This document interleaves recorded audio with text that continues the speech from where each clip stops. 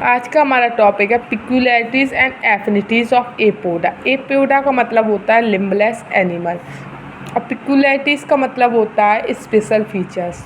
तो एपोडा का मतलब क्या है? लिम्बलेस एम्फीबिया, जिसमें हमारे आते हैं सेनिसिलिन्स। इनकी बॉडी वर्म लाइक होती है, बरोइंग हैबिटेट होता है यानी गड्ढे बनाते। एग्जाम्पल में हमारा एंथोफिस, यूरोटोफस, सीनोफस। पिक्यूलियरिटीज़ ऑफ एपोडा यानी कि स्पेशल फीचर एपोडा के। तो पहले की बात करते हैं हम लोग एक्सटर्नल फीचर यानी कि बाहरी फीचर। बॉडी इसकी कैसी एलोंगेटेड है यानी कि लंबी होती है, सिलेंड्रिकल होती है। लिम्स इसमें एब्सेंट होते हैं। ये मेन पिक्यूलियरिटीज़ है। सबसे ज़्यादा स्पेशल फीचर यही है कि एम्फीबिया एक ऐसा एम्फीबिया जिसमें लिम्स नहीं होते, वो है एपोडा। स्किन में इनके एनकुलेशन यानी कि रिंग लाइक फोल्ड पाए जाते हैं। आई इनकी रिड्यूस हो जाती है, अब वेस्टिजियल हो जाती है। वेस्टिजियल यानी कि अवशेषी रूप में पाई जाएगी। टेंटिकल इसमें प्रेजेंट होते हैं, जो यूनिक केमोसेंसरी ऑर्गन है, यानी कि ये क्या करते हैं? डिटेक्ट करते हैं अपने आसपास। चौथा हैबिटेट या हैबिट, फर्सोरियल होते हैं। फर्सोरियल का मतलब होता है वह जानवर जो गड्ढे बना के रहते हैं बरोइंग हैबिटेट में, मोस्ट सॉइल में, सबसे ज़्यादा गीली मिट्टी में, अंडरग्राउंड रहते हैं, मोस्टली नॉक्टर्नल होते हैं यानी कि रात में एक्टिव। स्किन इसकी स्मूथ होती है, ग्लैंड इसकी ग्रैंडुलर स्किन होता है। म्यूकस और बरोइंग में ये हेल्प करते हैं। अब चौथा पॉइंट है रेस्पिरेशन में। रेस्पिरेशन मेनली लंग्स के थ्रू होता है। सब में क्यूटेनियस रेस्पिरेशन होता है। क्यूटेनियस का मतलब होता है स्किन के थ्रू। कुछ इनके जो स्पीसीज़ हैं उनमें क्यूटेनियस होता है।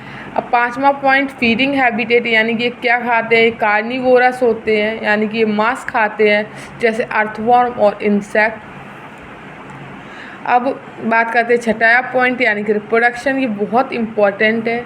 इसमें इंटरनल फर्टिलाइजेशन होता है और इसमें जो मेल ऑर्गन होता है उसका नाम होता है फैलोड्यूनम। इसमें मेल ऑर्गन का नाम है फैलोड्यूनम। डेवलपमेंट इसमें ओविपेरस भी हो सकते, बीबीपेरस यानी अंडे भी दे सकते, बच्चों का जन्म दे सकते हैं। पेरेंटल केयर भी प्रेजेंट होती है, जो किसके रूप में होती है? एग गार्डनिंग के रूप में, यानी कि अंडों के अराउंड घेरा बनाते हैं। अब बात करते हैं सातवां पॉइंट यानी कि स्केलेटन एडेप्टेशन की। इनका स्कल स्ट्रॉन्ग होता है बरोइंग के लिए, जिससे ये आसानी से गड्ढा खोद सके। वर्टिब्रे इनमें न्यूमरस होते हैं यानी बहुत अधिक पाए जाते हैं। एफिनिटीज़ ऑफ एपोडा यानी कि एफिनिटीज़, इनकी एफिनिटी सिमिलैरिटीज़ किससे मिलती हैं? तो सिमिलैरिटीज़ और डिफरेंसेस प्लस मिला के बनाते हैं हम लोग एफिनिटीज़। तो एफिनिटीज़ विथ एनालिडा यानी वॉर्म, इनसे वॉर्म्स से एफिनिटी मिलती है। एनालिडा को वॉर्म्स लाइक एनिमल भी बोलते हैं। जैसे इनकी एनालिडा में क्या बोलिया? वॉर्म लाइक बॉडी होती है, तो इनकी भी एपोडा की कैसी है? वॉर्म लाइक बॉडी है।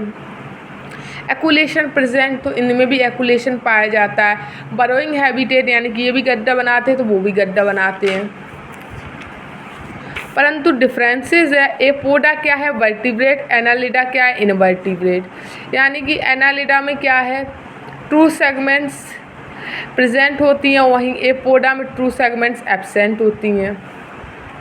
अब क्वेश्चन नंबर एफिनिटीज़ विथ यूरोडोला। अब इसकी किससे एफिनिटीज़ मिलते हैं?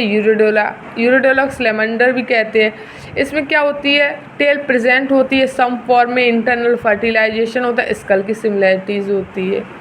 यानी कि ये सब चीज़ें जो मिलती हैं, इनमें टेल प्रेजेंट हो रही है, इंटरनल फर्टिलाइजेशन हो रहा है, स्कल सिमिलैरिटीज़, ये सब यूरोडोला से इनकी मिलती है।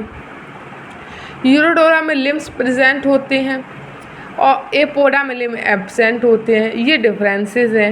यानी कि यूरोडोला और एपोडा में क्या अंतर है? यूरोडोला में लिम्ब प्रेजेंट है, वहीं एपोडा में लिम्ब क्या है? एब्सेंट है। यूरोडोला फ्री लिविंग होता है, एपोडा बरोइंग होता है। यानी कि यूरोडोला आराम से रहता है पेड़ पौधों, नदियों के किनारे, इन सब पे। वहीं एपोडा कैसे? बरोइंग यानी गड्ढे बना के रहता है। फिर इसकी जो तीसरी एफिनिटी है वो एनुरा से मिलती है। एनुरा यानी कि फ्रॉग।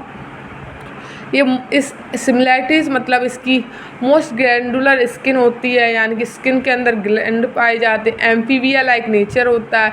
लार्वल स्टेज इन सम, तो ये सिमिलैरिटीज़ हैं। ठीक, वहीं डिफरेंसेस क्या, एनूरा में लिम्स प्रेजेंट है, एपोडा में नहीं।